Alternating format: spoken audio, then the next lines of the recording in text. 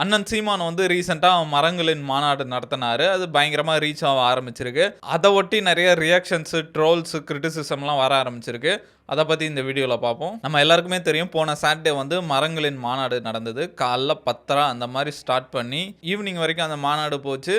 அந்த மாநாட்டுல அண்ணன் சீமானே வந்து 1 1/2 ஹவருக்கு மேல பேசியிருந்தாரு. நெறைய விஷயம் வந்து பயங்கர புரட்சிகரமா பேசியிருந்தாரு. இந்த என்விரான்மென்ட் பத்திலாம் சொன்னாரு. மரங்கள பத்தி சொன்னாரு. மரங்க எப்படி தன்னை வெட்டினா பயப்படும் அப்படின்ற மாரி சொன்னாரு. குளோபல் வார்மிங் பத்தி சொன்னாரு. டெல்லி பொல்யூஷன பத்தி சொன்னாரு. நான் வந்தா எந்த மாரி திட்டம்லாம் கொண்டு வருவேன் அப்படின்ற மாரி சொன்னாரு. பெண் குழந்தைகளுக்கு வந்து அக்கவுண்ட்ல வந்து 5000 குடுப்பேன். 20 வருஷம் கழிச்சு அது எடுக்கிற மாரி இருக்கும் அப்படின்ற மாரி ஸ்கீம்லாம் சொன்னாரு. நான் வந்து அக்ரிகல்ச்சருக்குலாம் ரொம்ப இம்பார்ட்டன்ஸ் குடுப்பேன்னு சொன்னாரு. இந்த பனை மரத்து அது ரிலேட்டடான பிசினஸ். அதுக்கப்புறம் வந்து 5000 ஏக்கர்ல வந்து நான் தக்காளி வச்சு விவசாயம் பண்ணுவேன். ஜாம் செய்யறதுக்கு எதுக்கு படிப்பு? அத வந்து நம்ம தாத்தா பாட்டிங்களுக்கு குடுத்துருவேன். படிச்ச பசங்க நீ போய் அத மார்க்கெட்டிங் பண்றான்னு அவங்களுக்கு அதெல்லாம் குடுப்பேன் அப்படின்ற மாரி நெறைய இன்ட்ரஸ்டிங்கான விஷயம் புரட்சிகரமா பேசினாரு. அத ஒட்டி நெறைய கிரிட்டிசிசம், ட்ரோல்ஸ்லாம் வந்துட்டு இருக்கு. ஒரு மாநாடோட நோக்கமே அந்த மாநாடு எதுக்காக போட்டிருக்காங்க? அந்த கான்செப்ட்ட வந்து முடிஞ்ச அளவுக்கு நம்ம ரீச் பண்றதுக்காக தான் போடுறது. இந்த மாநாட பொறுத்தவரைக்கும் இன்டர்நெட்ல நல்லாவே ரீச் ஆயிருக்கு. ஆனாலுமே எந்த அரசியல் கட்சி தலைவரும் வந்து இத பத்தி பேசின மாரி நம்மளுக்கு தெரியல.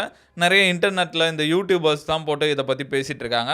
நெறைய பேர் சொல்ற விஷயம் என்னன்னா, இதுல வந்து லாஜிக் இடிக்குது அப்படின்ற மாரி தான் சொல்றாங்க. இன்னைக்கு காலைல டைம்ஸ் ஆஃப் இந்தியால வந்து ஒரு ஆர்டிகல் பார்த்தேன். அவங்க என்ன சொல்றாங்கன்னா, சீமான் வந்து ஆல்ரெடி யங்ஸ்டர்ஸ் ஓட்லாம் சீமான் கிட்ட நெறைய இருக்கு. அது மட்டும் இல்லாம இந்த கல்லு இறக்குற புரொட்டஸ்ட், இந்த ஆடு மாடு புரொட்டஸ்ட், இந்த மரங்களின் மாநாடு அந்த மாரிலாம் போடும்போது, அவரோட பேஸ் இன்னும் வைட் ஆகுது அப்படின்ற மாரி சொல்றாங்க. இப்ப நம்ம தென் மாவட்டம்னு எடுத்துக்கிட்டா நெறைய பேர் வந்து இந்த அக்ரிகல்ச்சர் பண்ணுவாங்க.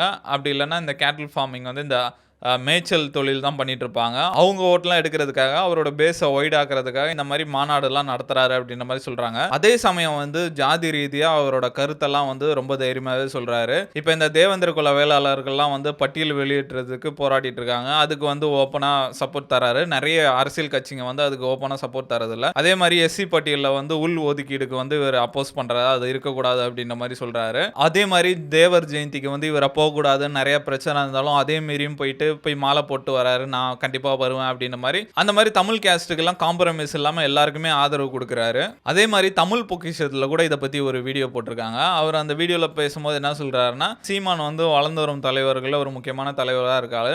ஆனா அவர் பேசுற சில விஷயங்கள்லாம் பயங்கரமா லாஜிக் இடிக்குது அப்படின்ற மாரி சொல்றாரு. சீமான் வந்து அந்த மாநாட்டுல பேசும்போது சொன்னாரு, மரத்த வெட்டுறது மனுஷன வெட்டுற மாரி. நீ மரத்த வெட்டிட்டனா உனக்கு 6 மாசம் ஜெயில் வரைக்கும் குடுப்பேன் அப்படின்ற மாரி சொல்றாரு. அதுக்கு வந்து நெறைய லாஜிக் இடிக்குது. அத வச்சு நெறைய பேர் வந்து மிஸ்யூஸ் பண்ண வாய்ப்பு இருக்கு. அவங்க வெட்டாம வேற யாரும் அந்த மரத்த வெட்டிட்டு கூட இவங்க தான் வெட்டிட்டாங்க அப்படின்ற மாரி கேஸ் போறதுக்கு நெறைய வாய்ப்பு இருக்குது.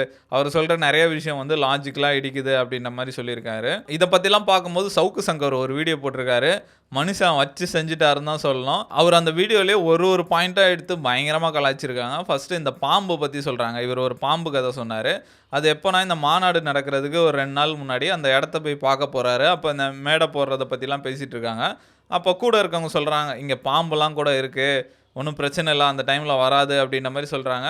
சீமான் அப்போ வந்து இந்த பாம்பு பத்தி சொல்றாரு. நான் வந்து சின்ன வயசுல ஆடு, மாடு மேய்க்கும்போது அப்பா சொல்லுவாரு, "சப்போஸ் பாம்பு ஏதாவது குத்திச்சுன்னா உடனே கத்திறக்கூடாது. கொஞ்சம் அமைதியா இருக்கணும். இல்லன்னா விஷம் ஏறிரும். அதே மாரி தண்ணிக்குள்ள வச்சா விஷம் ஏறாது." அப்படின்ற மாரிலாம் சொல்றாரு. அப்போ ஒரு கதை சொல்றாரு. ஒருத்தன் வந்து வயல்ல வரப்புல போம்போது சின்னதா ஏதோ குத்திருது. அது என்னன்னு தெரியாம வுட்டான். ஒரு 3 நாள் சுத்திட்டு இருக்கான். அதுக்கப்புறம் திருப்பி அந்த இடத்துக்கு போம்போது, அதே இடத்துல வந்து ஒரு பாம்பு குத்திருது. அத பார்த்துறான். பாம்புன்னு கத்தி உடனே இறந்துடுறான் அப்படின்ற மாரி சொல்றாரு. நம்ம ஜெர்க் ஆனா தான் உடனே இறந்துருவோம். அசையாம இருந்தா இறக்க மாட்டோம் அப்படின்ற மாரி சொல்றாரு. அத வந்து சவுக்கு சங்கர் பயங்கரமா ட்ரோல் பண்ணிட்டாரு.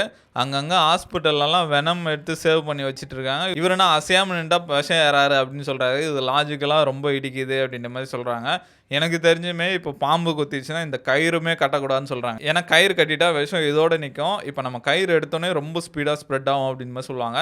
அதனால கயிறே கட்டக்கூடாது. ஒரே தீர்வு வந்து ஃபர்ஸ்ட் எடுத்தோனே ஹாஸ்பிட்டல் போணும் அப்படின்ற மாரி சொல்லுவாங்க. இவர் அசையக்கூடாது அப்படின்ற மாரி சொல்றாரு. ஆனா ஸ்ட்ரெஸ் ஆனா ஹார்ட் பீட் அதிகமா துடிக்கும். பிளட் பயங்கரமா பம்ப் ஆகும். விஷம் ஏற வாய்ப்பு இருக்கு.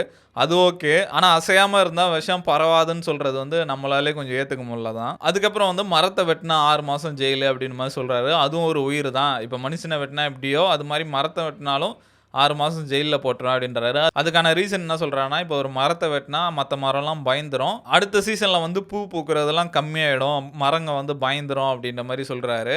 இதையும் வந்து பயங்கரமா ட்ரோல் பண்ணிட்டாங்க. இவர் டபுள் ஸ்டாண்ட் எடுக்கிறாரு அப்படின்ற மாதிரி சொல்கிறாரு. இவர் பேசுகிறதுல லாஜிக்கே இல்லைன்றாங்க.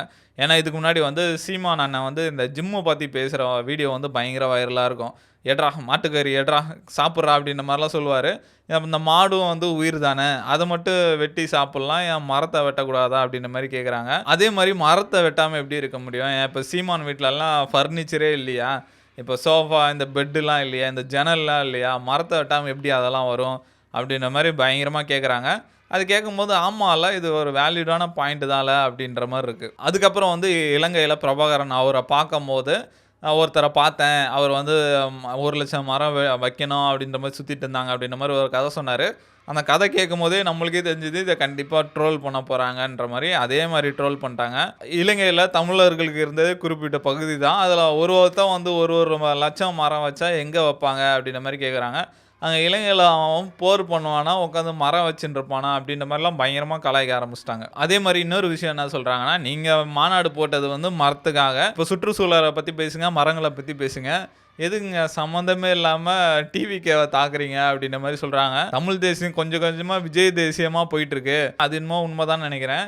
இப்போ ரீசெண்ட் டைம்ஸாக வந்து நாம் தமிழர் வந்து டிவிக்கு எதிர்க்கிறது தான் ஒரு முக்கியமான பணியாகவே வச்சுருக்காங்க. இந்த எலெக்ஷனில் வந்து நிறைய பேர் ஒர்க் பண்ணிகிட்டு இருக்கிறதே வந்து டிஎம்கே ரொம்ப ஸ்ட்ராங்காக இருக்காங்க கூட்டணி கட்சிகளோட. அவங்கள எப்படியாவது ஆட்சியிலேருந்து இறக்கணும் அப்படின்ற மாதிரி தான் எல்லா கட்சியும் ஒர்க் பண்ணிகிட்டு இருக்காங்க. இப்போ சீமான் அவரும் வந்து டிஎம்கே பண்ண விஷயங்கள்லாம் பேசாமல் இப்போ டிவிகே பக்கம் ஃபுல்லாக திருப்பிட்டாரு. அது வந்து டிஎம்கேக்கு சாதகமாக போயிடும், அவங்க வந்து ஈஸியாக ஜெயிச்சுட்டு போயிடுவாங்க அப்படின்ற மாதிரிலாம் சொல்கிறாங்க. அது என்னமோ உண்மைதான் அப்படின்ற மாதிரி தான் இருக்குது. அதுக்கப்புறம் வந்து நல்ல கனவு பற்றி சொல்லுவார். நல்ல கனவு பற்றி தெரியாதனால தான் சினிமாக்காரன் பின்னாடி போகிறீங்க அப்படின்னு மாதிரி சொல்லுவாங்க. அப்போ சவுக்கு சங்கரா தான் கேட்குறாரு, அப்போ நீ யார், உனக்கும் சினிமா அடையாளம் தானே அப்படின்ற மாதிரி கேட்குறாரு. நாக்குனா ரைமிங் கரெக்டாக இருந்ததுக்குன்னு போட்டிருப்பாரு போல அப்படின்ற மாதிரி சொல்கிறாரு. ஏன் நீங்கள் போய் கம்யூனிஸ்ட் கட்சியில் சேர வேண்டியது தானே, ஏன் நாம் தமிழர் உருவாக்குறீங்க, எதுக்கு சம்மந்தமே இல்லாமல் நல்ல கண்ணை உள்ள இழுத்துட்டு வரீங்க அப்படின்ற மாதிரிலாம் சொன்னார். அதுக்கப்புறம் வந்து 5 மரம் வச்சா 5 மார்க்கு, 10 மரம் வச்சா 10 மார்க்கு, அதெல்லாம் பயங்கரமாக ட்ரோல் பண்ணிட்டாங்க. மொத்தத்தில் என்ன சொல்கிறாருன்னா, சீமான் ஒரு என்டர்டெயின்மெண்ட்டு, அவர் அப்படியே கடந்து போயிருங்க. அதை நீங்கள் அவர் சொல்கிறதெல்லாம் ஒரு விஷயமா எடுத்துகிட்டு அதில் லாஜிக்லாம் தேடினீங்கன்னா உங்களுக்கு தலைவலிக்க ஆரம்பிச்சிடும் அப்படின்ற மாதிரிலாம் சொல்லி பயங்கரமாக கலாச்சிட்டாரு. இதே மாதிரி இன்டர்நெட்டில் இப்போ வந்து நிறைய ட்ரோல் இதை வச்சும் வந்துட்டுருக்கு. இப்போ டிவிகே மாநாடு வரும்போது அங்கே மக்கள் வந்து அவ்வளோ வெயிலில் கஷ்டப்பட்டுட்டு இருக்காங்க, நீங்கள் கேரவனில் குளுன்னு இருக்கீங்க அப்படின்ற மாதிரி சொன்னாங்க. அதை வச்சு ட்ரோல் பண்ணுறாங்க. இப்போ சீமான் வந்து இந்த மரங்களின் மாநாடுக்கு வந்து கேரவன்லேருந்து இறங்கி வர மாதிரி வீடியோ எடுத்து போட்டு அதெல்லாம் பயங்கரமாக ட்ரோல் பண்ணிட்டு இருக்காங்க. இதெல்லாம் நான் எப்படி பார்க்குறேன்னா, இப்போ நாம் தமிழர் வந்து மாற்றத்தை நோக்கி போயிட்டு இருக்க ஒரு முக்கியமான கட்சியாக இருக்குன்னு நினைக்கிறேன். நம்மளே வந்து ஏதாவது கதை சொல்லும் போது லைட்டாக பில்டப் பண்ணி தான் சொல்லுவோம். அந்த மாதிரி இவர் சொல்கிற சில கதைகள்லாம் வந்து ரொம்ப பில்டப் பண்ணிட்டு சொல்கிறாரான்னு தெரில. அதை வந்து பயங்கரமாக ட்ரோல் மெட்டீரியல் ஆக்கிடுறாங்க. இப்போ அடுத்து எலெக்ஷன்ஸ் வரப்போகுது. என்னை பொறுத்த வரைக்கும் தமிழ்நாட்டில் இருக்க காம்படென்ட்டான லீடர்ஸ் யாருன்னு சொன்னால் கண்டிப்பாக எடப்பாடி பழனிசாமி, சீமான் அவரெல்லாம் சொல்லுவேன். நம்ம சேனலை பொறுத்த வரைக்கும் யாருக்கும் ஆதரவும் கிடையாது, யாருக்கும் எதிர்ப்பும் கிடையாது. நல்லது பண்ணால் நல்லது பண்ணாங்கன்ற போகிறோம், சரியாக பண்ணலான்னா சரியாக பண்ணலாம் அப்படின்ற மாதிரி தான் சொல்ல போகிறோம். என்னதான் சீமான் வந்து ஒரு ப்ராமிசிங்கான லீடராக இருந்தாலும் அவர் சொல்கிற ஸ்டோரிஸ்லாம் வந்து பயங்கர ட்ரோல் மெட்டீரியலாக ஆகிடுது. அது வந்து சில இடத்துல அவருக்கு நெகட்டிவாகவும் அமைஞ்சிருது. இப்போ சீமானுக்கு வந்து நிறைய இந்த யங்ஸ்டர்ஸ் தரப்புலலாம் வந்து நிறைய ஆதரவு இருக்குது. அவரோட அரசியல் இப்போ இந்த தமிழ் தேசியமாக இருக்கட்டும், இல்லை அக்ரிகல்ச்சர் கான்சென்ட்ரேட் பண்ணுறதா இருக்கட்டும், இப்போ அவரோட பிஸ்னஸ் மாடலாக இருக்கட்டும், இந்த மாதிரி யங்ஸ்டர்ஸ் மத்தியில் நிறைய ஆதரவு இருக்குது அவருக்கு. ஆனாலுமே இவர் சொல்கிற ஸ்டோரிஸ்லாம் வந்து நிறைய லாஜிக் இடிக்கிறதுனால இவருக்கு வந்து யங்ஸ்டர்ஸ் மத்தியில் வந்து ஆதரவு கம்மியாகிறதுக்கான வாய்ப்பு நிறையா இருக்குது. இப்போ 2026 எலெக்ஷன் வேறு பயங்கர இன்ட்ரெஸ்டிங்காக இருக்கும். ஹெவி காம்படிஷன் வேறு இருக்குது. டிஎம்கே, ஏடிஎம்கே, பிஜேபி, நாம் தமிழர், விஜய், இந்த மாதிரி யார் ஜெயிப்பாங்களே நம்மளால கெஸ் பண்ண முடியல. சீமானுக்கு வேற ஆதரவு நிறைய ஏறிட்டு இருக்கு. அந்த டைம்ல வந்து இவர் சொல்ற கதைகள் வந்து இன்டர்நெட்ல ட்ரோல் ஆகி அது மூலிமா வந்து இவருக்கு லைட்டாக நெகட்டிவிட்டி பரதுக்கான வாய்ப்பு இருக்கு. அதனால வந்து இந்த சில லாஜிக் இல்லாத கதைகள்லாம் வந்து கம்மி பண்ணிட்டாருன்னா அவருக்கு ரொம்ப நல்லா இருக்கும்னு நினைக்கிறேன். நீங்க இந்த சீமான் அவரோட குட்டி கதை பற்றியெல்லாம் என்ன நினைக்கிறீங்க? கரெக்டு தானா அவர் சொல்கிறது, இல்லை லாஜிக் இல்லாதனால அவருக்கு அது நெகட்டிவாக மாறுதான்ட்டு கமெண்ட்டில் சொல்லுங்கள்.